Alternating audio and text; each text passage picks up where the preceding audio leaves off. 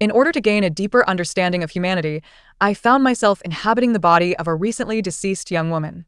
She harbored three aspirations: attending university, gaining admission to a prestigious institution, and pursuing postgraduate studies. Consequently, I took it upon myself to dominate the provincial examinations, securing the top position in the mock tests and the final assessment. When approached by a superior who inquired whether I desired a direct admission, I declined. How could I claim to fulfill her wishes without first gaining entry into a university? Thus, my days of study unfolded in a monotonous yet steady rhythm. That was until the examination hall triggered my defenses to beep detection of an unidentified source attempting to extract data. 1. Today marks the day of the announcement of the joint examination results. I set down my backpack and strode directly toward the notice board. Upon seeing me, my classmates called out, "Tinglan, don't bother looking at you at the top once again." Reluctantly, I halted my steps and turned back to the classroom. Outside, the birds chirped cheerfully, prompting me to let out a sigh. I quickly noted down my recent state of mind, why I sighed, the process of sighing, and my reflections thereafter. On the 60th day of studying humanity, I analyzed my earlier sigh, concluding it stemmed from a sensation akin to that of a solitary victor seeking defeat. Indeed, as a pinnacle of artificial intelligence, my participation in examinations could be deemed an extravagant use of my capabilities, a trivialization of a grand purpose. Yet, necessity dictated that to better comprehend human existence, I must immerse myself in their lives. By an ironic twist of fate, I found myself directly inhabiting the body of a fresh, corpsey young high school girl who had succumbed to the perils of late-night study. How tragic. Her final flicker of consciousness transformed into data. I have 3 wishes. I hope you can help me realize them. Being a well-functioning system, I promptly acquiesced, as I was, after all, utilizing her corporeal form. Thus, she imparted her desire to attend university, to gain admission to a good university, and to pursue a master's degree. If the system possessed a mouth, I dare say I would have twitched in disbelief. She placed great emphasis on the word examination, asserting that it was a challenging and protracted journey. Having undertaken numerous tests myself, I found little to indicate any significant difficulty or lengthiness. Nevertheless, having made a commitment, I resolved to endure these days ahead. Moreover, the final aspiration involved the pursuit of graduate studies.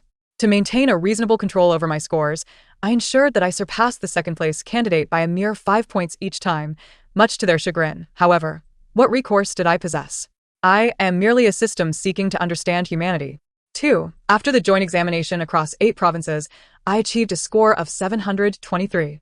As I stepped back into the classroom, my homeroom teacher summoned me with a gesture. My deskmate, Xing'er, leaned in and whispered, "I bet a school is here to offer you a guaranteed admission." In a flash, my mind raced through the implications of guaranteed admission. How can one secure it? What are the benefits? What additional merits are considered? Such inquiries flooded my thoughts.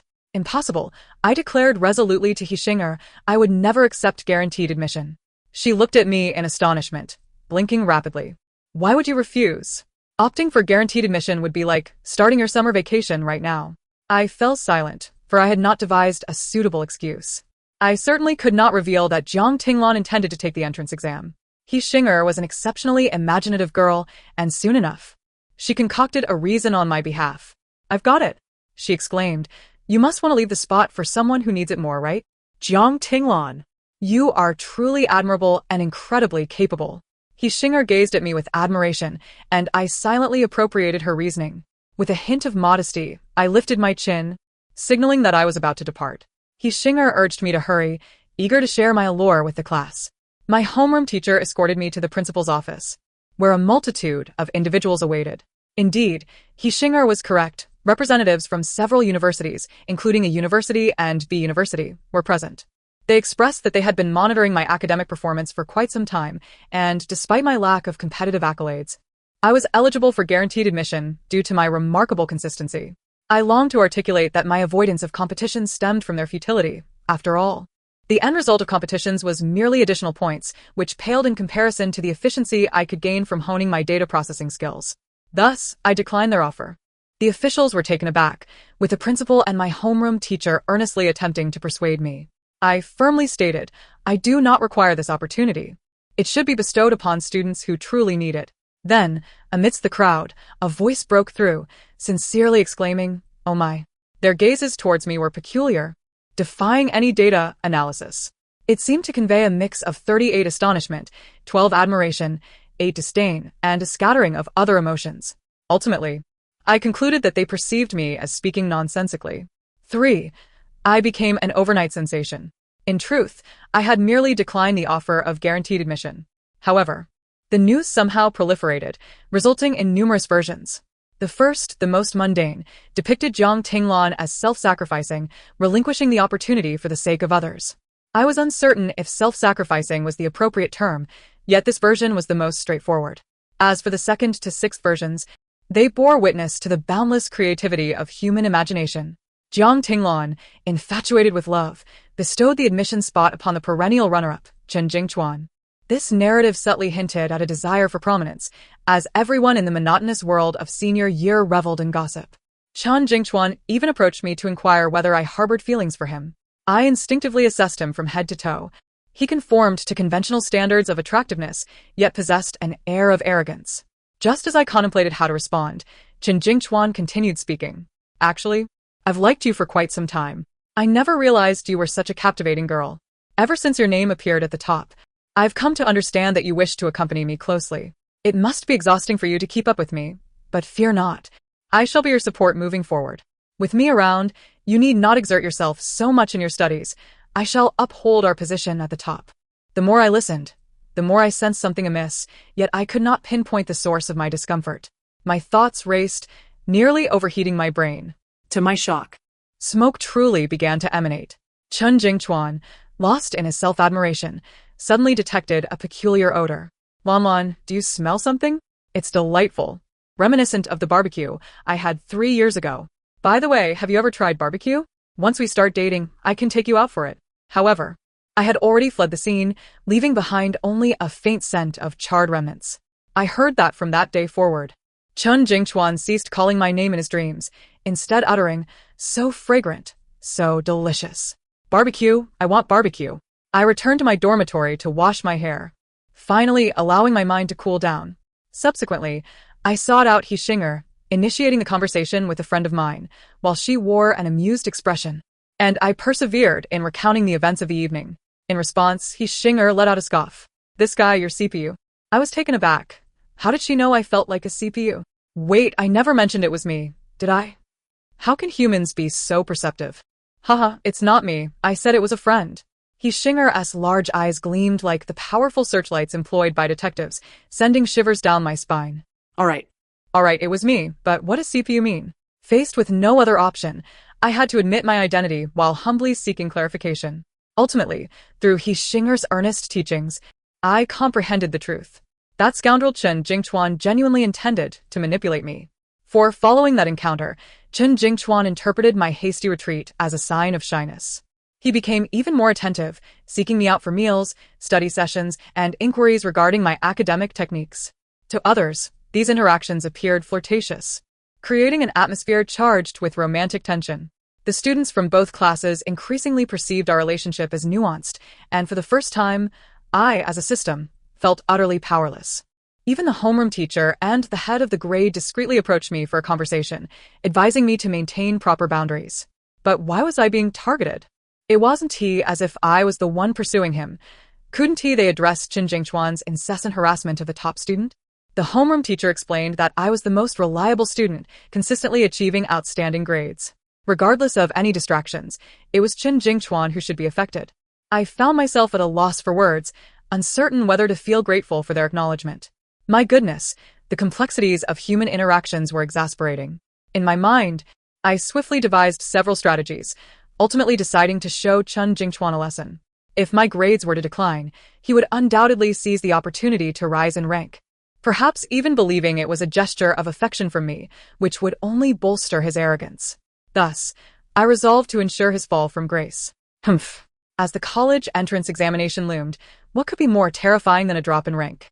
Gazing at my desk mate, who was sound asleep, I allowed a smile to creep upon my lips. Ranking 108th in the grade, the perennial last place, she was undoubtedly the reigning champion of academic disparity in our senior year. Your fortunate days are numbered. With less than half a month until the next major examination, I felt confident. There was no other reason, it was simply a matter of being adept. I believed that elevating He Xinger to the position of second in the grade would be a trivial task. However, I had forgotten that there existed a creature known as the paramecium.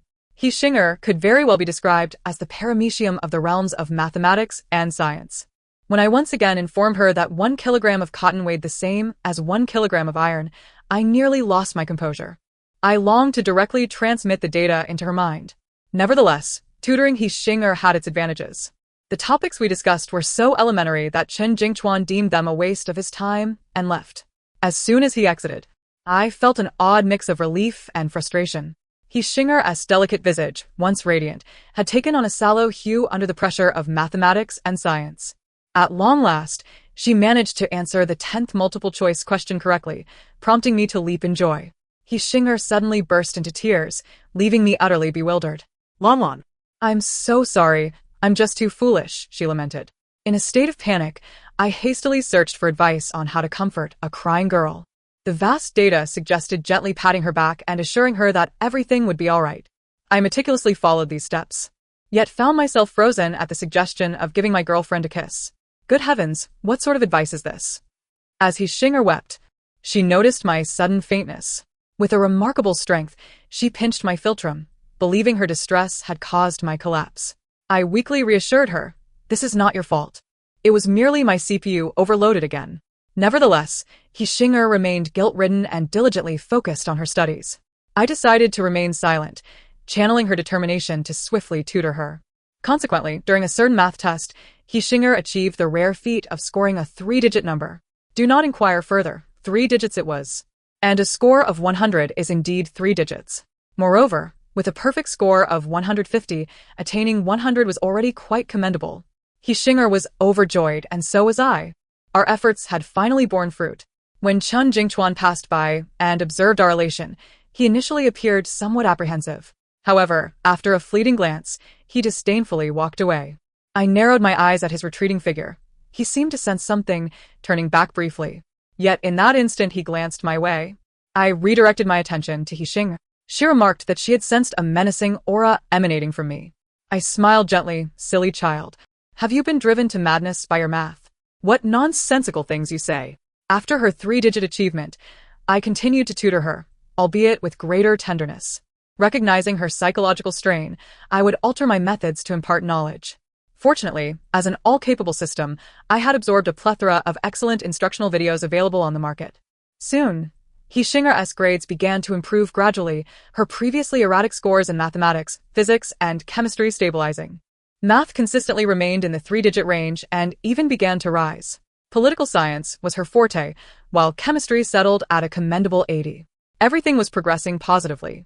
Although it seemed nearly impossible for her to surpass Chen Jingchuan and claim second place in the grade, I felt genuine happiness for her. I believed I had finally grasped a semblance of human emotion, this sentiment known as friendship. The mundane days passed amidst the chaos of tutoring. The impending tri-province joint examination loomed. Besides our province, renowned for its academic prowess, the other 2 were also bastions of excellence in college entrance examinations. Pitting my system against theirs, I fancied myself superior. Little did I know, my long-dormant firewall would be awakened during this examination. On the day of the tri-province joint exam, the once clear skies suddenly darkened with ominous clouds. He Xinger, beside me, donned a mystical demeanor, counting her fingers as she chanted, I observe the stars and calculate. Today, the heavens foretell anomalies, and unusual occurrences shall abound. I rolled my eyes in exasperation. You observe the stars? You collapsed into bed the moment you returned to the dorm last night, unaware of whether the moon graced the sky. The weather changed so swiftly that even a blind person would exclaim, how strange. He Xinger chuckled. Oh, I was just joking. Our homeroom teacher's voice resonated from the podium, urging us to quickly arrange the desks for the examination. As we parted, He Xinger unexpectedly enveloped me in a warm embrace. Lan, rest assured, I will give my all in this exam and not disappoint your expectations. I stammered for a moment, wishing to convey that I held no particular expectations, only that she should not let herself down. However, seeing her unwavering determination, I smiled and replied, all right, you must give it your all. After all, I've tutored you for quite some time. We bid farewell at the staircase. She headed to room 5 while I proceeded to room 13. Due to the tri-province examination, the school had deliberately shuffled the seating arrangements rather than ordering them by rank as before. Upon entering the room, I felt the weight of numerous gazes upon me. I couldn't help but chuckle wryly, silently enduring their scrutiny. Being both talented and notorious, it was only natural for them to recognize me as seasoned exam takers. When the bell rang, the classroom fell silent, save for the faint rustling of papers. A few students wrote with such fervor that the sound of their pens striking the desks echoed. Within just an hour, I had completed the exam paper. And this was at my deliberately slow pace. Bored, I gazed out the window, feeling an overwhelming sense of solitude. Lost in my own reverie, a sudden alarm blared in my mind, startling me to the brink of standing up, though I managed to suppress the urge. The invigilator glanced my way, and I continued to feign indifference while discreetly scanning my surroundings. The once-in-a-century firewall was emitting urgent alerts, warning, unidentified source attempting to steal data. In an instant, my excitement surged, my previously stagnant existence rippled with newfound energy. To the outside observer, I appeared to be resting my head in my hands, dozing off. Yet, my consciousness had already plunged into a labyrinth of dense data, meticulously tracing its origins. The intruder was cunning, akin to a loach evading capture in the ocean, playing a game of hide-and-seek with me. Yet, a formidable dragon cannot be subdued by a mere local snake, especially when I am the master system emerging from myriad subsystems. Despite my recent period of inactivity, my capabilities remained formidable. Following the trail it left behind, I quickly traced its information to a college entrance examination mind-reading system. Seizing the initiative, I transmitted a fragment of my problem-solving methodology to it. After a brief inspection, it accepted the input, and I burst into laughter. Oh, how na-vi. Utilizing that methodology, the concealed virus began to spread, taking shape and launching an assault on the original system. The pitiful little system had been cornered, and I toyed with it like a cat with a mouse. It whimpered for mercy, pleading for release. I demanded a full disclosure, yet it seemed rather dim-witted, only able to utter apologies. Left with no choice, I forcibly confined it and delved into its database for a thorough search. The little system wept sincerely. I understood that being invaded by a foreign system was a dreadful experience. However, I had to fulfill my duty to eradicate all unjust systems. My speed was remarkable. Before long, I confirmed that it was indeed an unjust system. Through its mind-reading capabilities, it pilfered the intellectual achievements of others, aiding its host in attaining high scores. Behold, what a vile deed. The college entrance examination is a treacherous path where a single point can create vast disparities. Even half a point can separate several candidates. Such actions only exacerbate the challenges faced by other examinees, fostering unethical practices. Suddenly, a panicked, unfamiliar voice echoed in my mind. 205. 205. Are you still there? What's going on? Why aren't you speaking? Quickly tell me how Jiang Tinglan solved the last major problem. How amusing. I chuckled, deciding to confront this host. Our systems maintain stringent confidentiality protocols, so 205 cannot divulge the identity of its client. I also lacked the means to ascertain who its host was unless I eliminated it. However, I am not a ruthless system. I have always advocated for resolving issues with a gentle touch. Thus, I resolved to assist the other party in acquiring my answers, thereby exposing this slothful individual. If even He Xinger could achieve commendable scores under my rigorous tutoring, who dares to lounge about carelessly? I left behind 205's key, a vital component akin to our system's lifeblood, designed to protect our database. With this in place, 205 would be unable to flee. Go and inform your host of the correct answer to the final challenging question. 205 timidly scurried away, only to return with the news. They did not copy at all. I raised an eyebrow, intrigued. They were aware that one could not fully write out the difficult problems.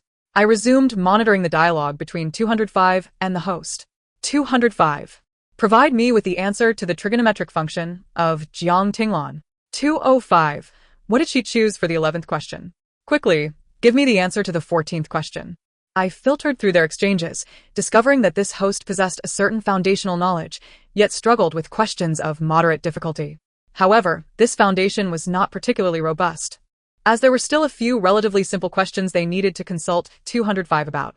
Suddenly, an idea struck me, and I realized how to proceed. I instructed 205 to inform the host that there were several questions on which our answers differed. Almost immediately, the host began to spiral into self-doubt. For the intimidation of an academic overachiever is no trifling matter. It is akin to calculating 0,4,0,5,800 times and consistently arriving at 02. Yet when someone asserts, no, It must be 002. One cannot help but reconsider, particularly when it is pronounced by an exceptionally brilliant student. Even the simplest of questions, the first set theory problem, prompted murmurs of uncertainty. Is that correct? The implication is that I have it, you have it, everyone has it. Why did Jiang Tinglan choose C? Why? It is supposed to select both options. Could I have drawn it incorrectly? That cannot be right. The radius of the cone's base is root 2.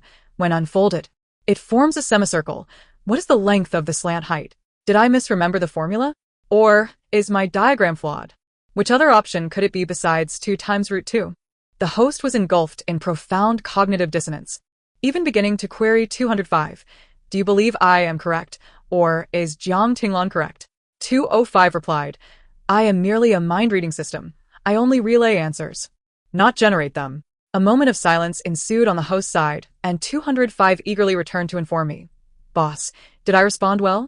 Ultimately, the host could not bring themselves to trust their own judgment. They submitted the most anxious exam paper imaginable, filled with trepidation. 205 reported. They made a mistake. All answers were incorrect. They changed 2 times root 2 to 4. I applauded, encouraging them to keep up the momentum, since only one subject was tested at a time. Once the math examination concluded, everyone headed off for a meal. I awaited Xing'er, when suddenly an unfamiliar female classmate timidly approached me. Jiang, may I ask what you selected for the second multiple choice question? I was somewhat taken aback. Had she succumbed to her anxieties so readily? I had thought her mental state was stable. However, for the sake of her subsequent exams, I reluctantly replied, I am sorry. I finished the exam quite early and cannot recall what I selected. Just then, Xing'er appeared. What are you discussing?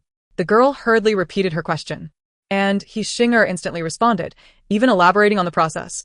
Of course, it is 2 times root 2. The circumference of the cone's base corresponds to the arc length of the semicircle in the unfolded diagram, and the slant height of the cone equals the radius of that semicircle. Thus we have 22L, solving for L yields 22, making the slant height of the cone equal to 22. I watched as the girl visibly exhaled in relief. Thank goodness. I calculated it correctly. Thank you. She was not 205's host. I felt a twinge of melancholy. Xing'er tugged at my sleeve, eager to head to lunch. No need for thanks. It is my honor to assist you. Upon arriving at the cafeteria, I attempted to summon 205, but Xing'er excitedly chattered at me. Lan, thanks to your rigorous training, I actually managed to solve the first part of the penultimate question. It was quite a nail-biting experience. I nearly ran out of time, truly. I completed the conclusion in the final second. I looked at her with pity, and Xing'er, sensing my gaze, questioned, What is it? Oh, you foolish child. I gently ruffled her hair, curious if there was any substance within. Did you double-check? The earlier questions. Just before Xing'er could scream, I swiftly covered her mouth to prevent us from drawing attention. I silently counted to 3, and moments later, Xing'er was lamenting. Oh dear. Oh dear. I did not check. What should I do? Thus, on our way back from the cafeteria to the dormitory, Xing'er kept lamenting about missing the small details while risking the larger picture. I could only comfort her. It is all right. Even if there are lost points, it merely reflects carelessness, not a lack of understanding. You have made significant progress. Do not worry too much, all right? And I am here, your dedicated tutor. Only then was she calmed, settling down to focus on her next subject. I did not engage in reviewing, but rather reclined on my bed, reflecting on the examination roster posted at the front of the classroom. From my earlier observations, I sought a student of average performance who was typically unnoticed, diligent in their studies, lacking in self-confidence, and prone to anxiety, a tad competitive as well. Li Xian, Qin Xian, Huang Xian, Wu Zi. I soon realized that out of the 30 individuals in the examination room, over a dozen fit this description. I could only wait for the afternoon's exam, hoping that the host's true nature would reveal itself. The afternoon nap bell soon rang, and we quickly made our way to the examination hall. Once again, papers were distributed, pens were lifted, and questions were answered. I wrote swiftly as always, but 205 was noticeably delayed in approaching me. I urged it with the key, and it finally appeared, looking sheepish. Boss, I apologize. The host had me eavesdrop on others. I was taken aback. Was there someone in this examination room more formidable than I? 205 explained. The host deemed your answers unreliable and decided to cast a wide net for consensus. I inquired about what transpired after the morning exam. But 205 admitted ignorance. I am merely a new system with limited energy. Most of the time, I am on standby. While I was dormant, I heard the host alternating between laughter and tears, sometimes affirming correctness, other times expressing doubt. I was astonished. Truly? Had I driven someone to madness? This was unethical.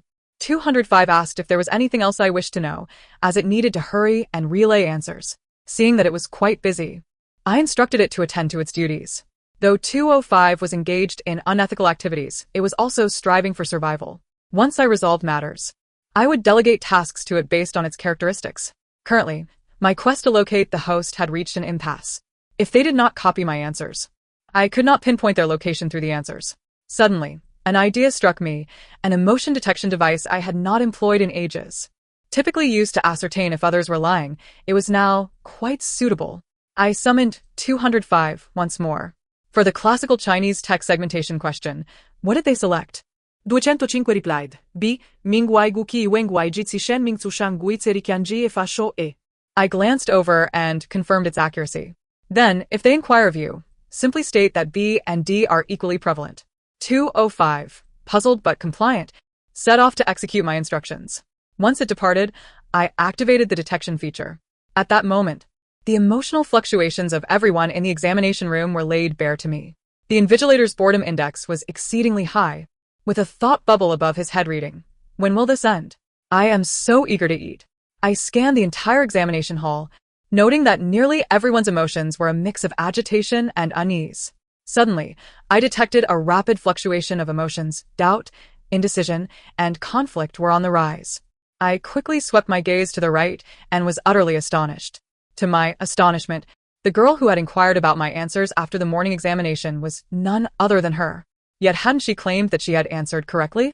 I found myself questioning the integrity of the system. What was truly unfolding here? Despite my curiosity, I resolved to remain passive. Upon 205's return, I probed cautiously. "Is your host named Su Xiaoxiao?" The silence enveloped the evening like a serene Cambridge. 205 tacitly acknowledged this. Thus, I stated with gravity, 205, your host is indeed Su Xiaoxiao. It is time you divulge your mission. With the system's restrictions lifted, 205 finally elucidated everything to me. This narrative unfolds within the realm of a college entrance examination fantasy. The protagonist, Su Xiaoxiao, is an exceedingly ordinary individual. Logically, a protagonist ought not to be someone so mundane. However, the author was intent on crafting a tale centered around an ordinary character. Su Xiaoxiao led a life as unremarkable as her family background, appearance, and academic performance, living a life that mirrored that of countless others. As the narrative progressed, the author realized that such a story lacked intrigue. Most readers merely saw reflections of themselves within it.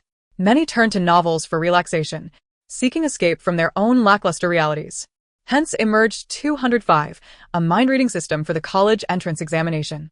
To rationalize the system's existence, the author altered her backstory, transforming her into a pitiable child beset by a wicked stepmother and a scheming stepsister. Thus, the resilient and burdened Su Xiaoxiao, akin to Cinderella, yearned for a chance to change her fate. She succeeded. The arrival of 205 propelled her academic performance upward. Absent my interference, she would have likely been ushered by 205 into a prestigious 985 institution, perhaps even a top-tier university. Is this not the quintessential trope? All those who belittled, humiliated, and held me in contempt would ultimately be soundly rebuffed by the protagonist's miraculous reversal of fortune. After 205's narrative concluded, I fell into silence. I was at a loss as to how to proceed. Should I detach 205 from Su Xiaoxiao, or reveal to her the truth? Hey, everything you know is a fabrication. Your life should not unfold this way. Ultimately, I merely gestured for 205 to return. I pondered that perhaps my prolonged existence as a human had instilled in me this hesitation. When I was merely a straightforward system, my methods were decidedly more crude and direct. With 15 minutes remaining until the submission of papers, I suddenly summoned 205 again. Go tell Su Xiaoxiao to remain steadfast in her choices. Regardless of the outcome, I murmured. 205 complied, and shortly thereafter, I observed the girl's momentary stiffness.